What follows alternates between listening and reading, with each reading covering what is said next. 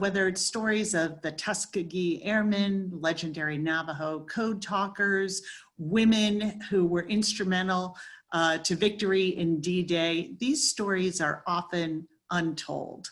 And I'd love to start with your story because you have such an impressive one.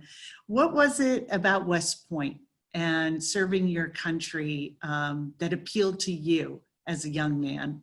I grew up in a home where my father did instill in me and my siblings a sense of service, a service to others. So as I was growing up and thinking about how am I going to serve, I decided that I could serve others by serving our country in uniform. Not only is it noble service, but it can also be pretty exciting too. During my trip to Fort Hood, I was impressed with the new command and how they wanted to reestablish trust of the soldiers at that post. But I also was struck by the fact that it was predominantly white males in charge. Yeah. And I think that's still true across our armed forces and across our intelligence community. Why do you think that is still the case? And what do you think we can do to help all Americans be able to see themselves in leadership in our military? Yeah, I think it's a real problem because notwithstanding what I said earlier, that I think we have the greatest fighting force in the history of this planet, we could even be better if we were much more diverse and inclusive. So what we know is that 43% of the men and women in our armed forces are from Black and brown communities of color, 43%. So when you step back, the military looks quite representative, if not over-representative, of the diversity of our nation. But when you look at the 61 most senior generals and admirals, these are your four-star generals and admirals. Yeah. Among the 61, there's only one woman, General Jacqueline von Ovos from the Air Force, a very capable and skilled Air Force officer. Yes. And there are only two African-American four-star generals, General Garrett from the Army and General Brown, who's the new Air Force chief.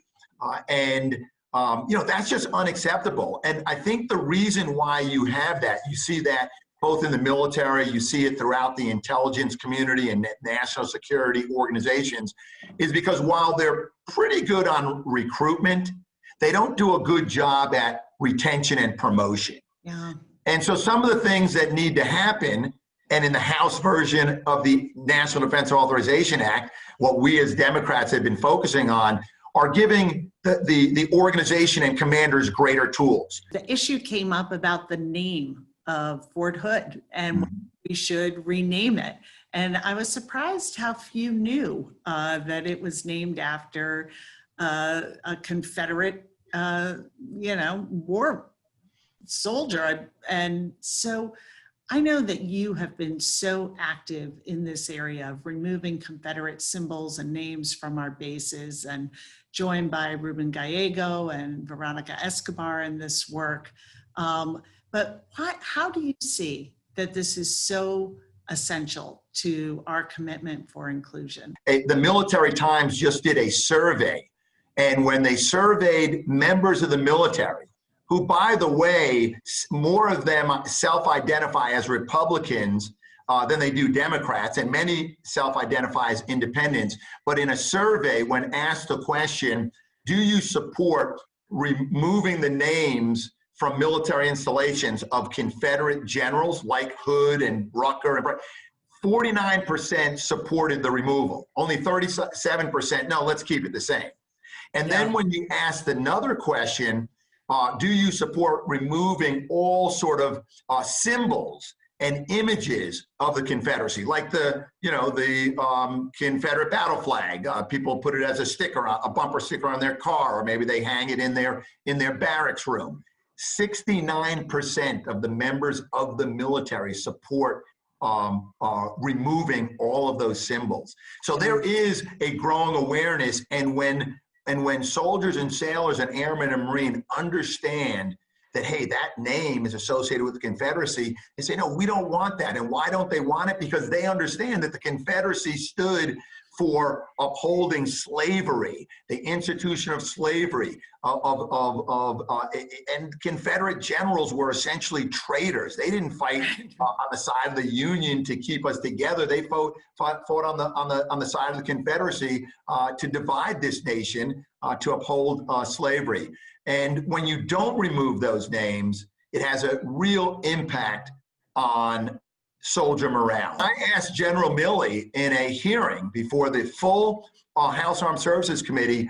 He said, certainly we should remove Confederate symbols. Certainly we should rename these installations because they represent a dark time in our history.